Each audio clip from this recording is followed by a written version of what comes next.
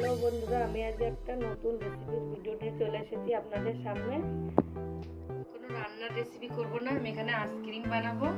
তাই জন্য আমি এখানে এক প্যাকেট ব্রিটানিয়া বিস্কুট নিয়ে নিয়েছি 10 টাকা দামের, আর একটা 10 টাকা দামের দুধের প্যাকেট নিয়ে নিয়েছি। এই দিয়ে আমি আইসক্রিম বানিয়ে আপনাদেরকে দেখাবো। গ্যাসটা অন করে নেব। কড়াইয়ের মধ্যে একটু জল নিয়ে নিয়েছি। এখানে আমি একটা বড় পাত্র নিয়ে নিয়েছি। এবার আমি বিস্কুটগুলো এর মধ্যে ঢেলে নেব। আপনারা বিস্কুটগুলো মিক্সিতেও গুঁড়ো করে নিতে পারেন, আমি হাত দিয়েই গুঁড়ো করে নেব।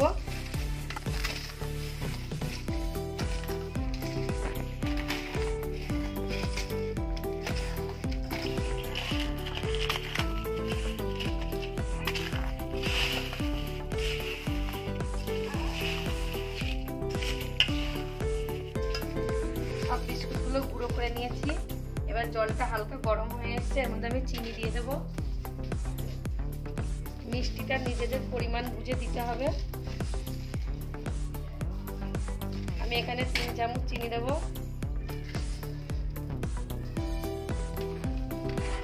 আমল দুধটাও দিয়ে দেব। বেশি জল গরম হয়ে গেলে না দুধটা দানা দানা বেঁধে যাবে।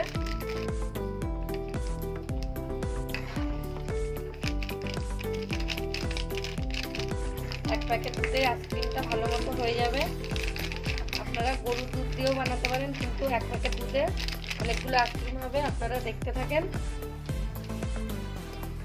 দেখেন বন্ধুরা, দুধটা কিভাবে ফুটে গেছে আর চিনিটাও পুরো গলে গেছে। আমি এবার এর মধ্যে গুঁড়ো বিস্কুটটা দিয়ে দেব।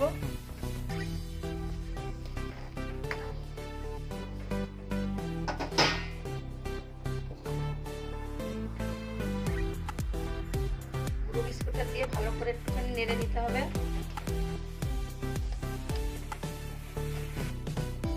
এবার আমি গ্যাসটা নিভিয়ে দেব।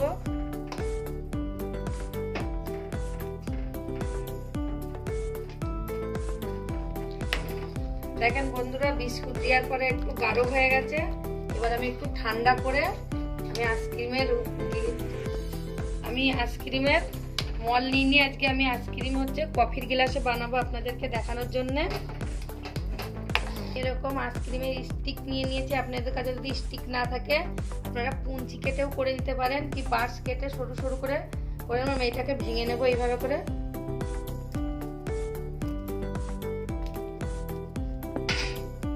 আস্তে আস্তে গ্লাসের মধ্যে দিয়ে দেবো।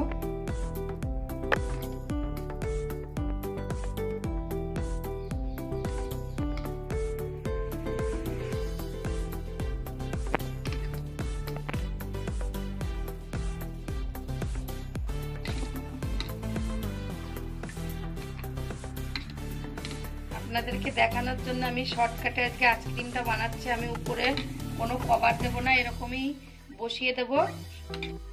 আর আইসক্রিমের কাঠিগুলো দিয়ে দেব।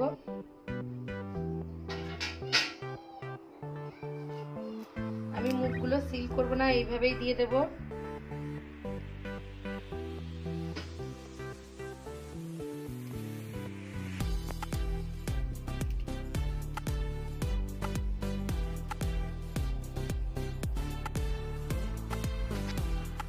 সবগুলো এরকম হয়ে গেছে। এবার আমি 8 থেকে 9 ঘন্টার জন্য ফ্রিজে দিয়ে দেবো।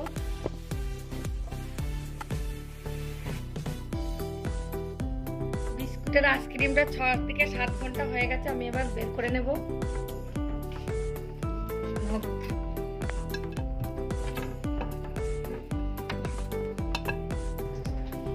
আইসক্রিমগুলো আমি বের করে নিয়ে আপনাদেরকে আমি আবার দেখাচ্ছি।